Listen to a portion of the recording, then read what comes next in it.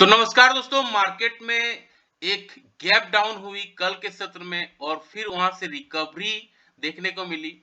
ये देखिए 25,089 पे मार्केट खुला, गैप डाउन काफी हेवी खुला और फिर देखिए मार्केट धीरे धीरे धीरे अप डाउन होते होते 25,198 पे आके सेटल हुआ। निफ्टी बैंक में भी गिरावट रही 288 पॉइंट का, 51,400 पे बैंक निफ्टी भी गिरा।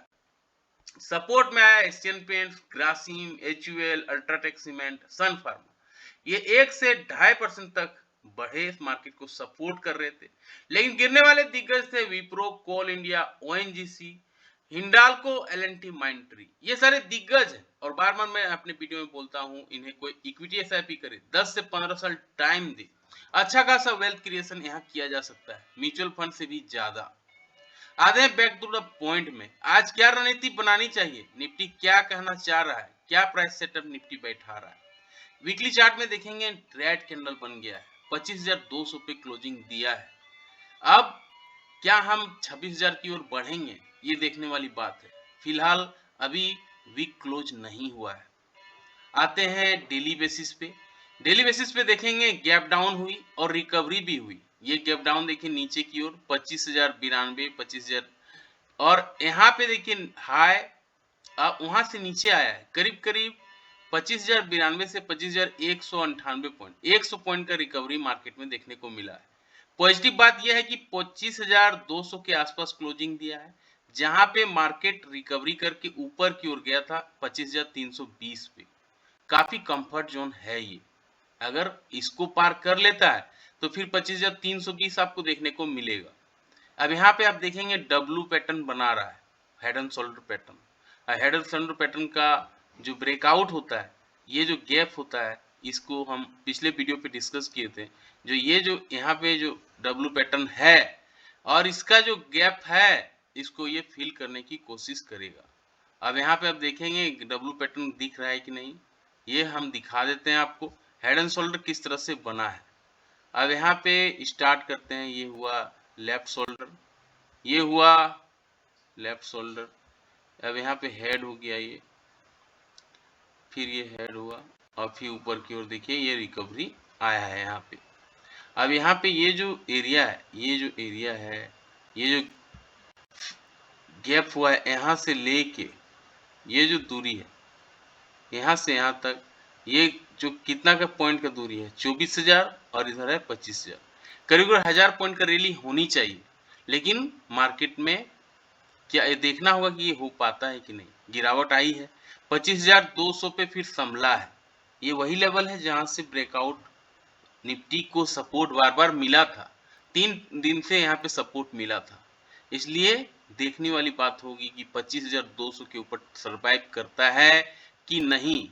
फिलहाल गिफ्ट निफ्टी दिखा रहा है कि हम 80 पॉइंट ऊपर खुलेंगे। आते हैं 15 मिनट्स के चार्ट में।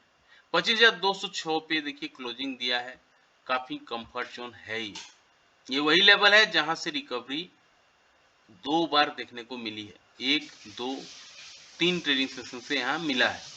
अब 25,206 काफी इंपॉर्टेंट लेवल है।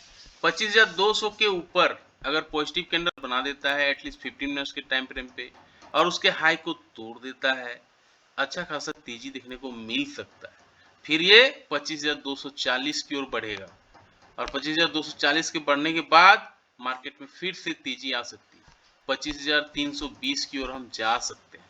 लेकिन अगर नेगेटिव कैंडल बन जाता है किसी भी रीजन से, क्योंकि मार्केट को प्रेडिक्ट करना आसान बात नहीं है, और यहाँ पे अगर गिरावट आती है 25,200 के नीचे तो कहाँ संभलेगा।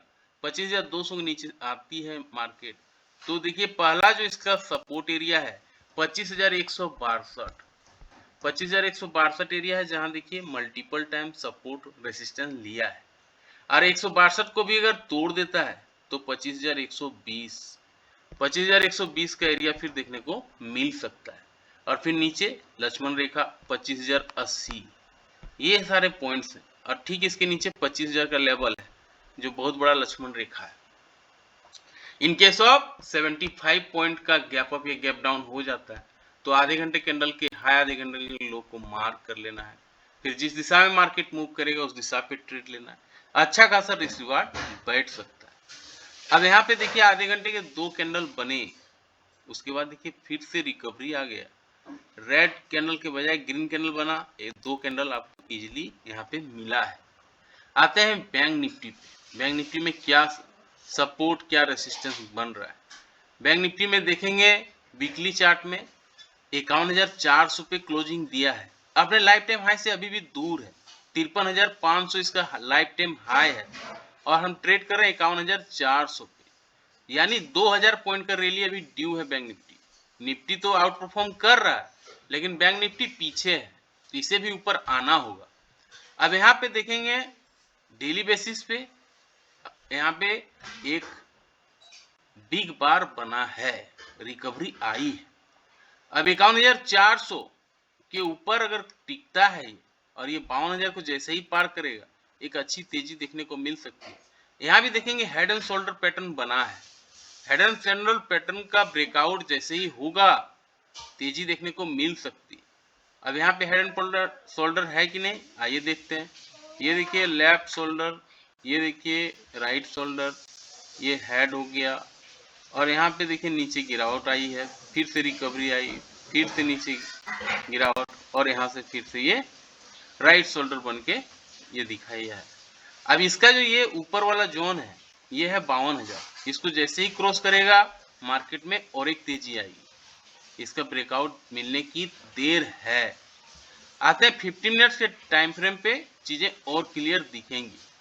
51,390 पे ये क्लोजिंग दिया है, ये रिकवरी देखिए आई थी, सस्टेन नहीं कर पाई और फिर ये क्लोजिंग दिया है 51,390 पे, काफी इंपॉर्टेंट जोन पे ये खड़ा है। अभी 51,390 के ऊपर अगर पॉजिटिव कैंडल बनाता है 15 मिनट्स के टाइम फ्रेम पे और उसके हाई को तोड़ता है तब एक तेजी देखने को मिल सकती है और फिर ये तेजी ऊपर की ओर 51,651 की ओर बढ़ सकता है बैंक निफ्टी।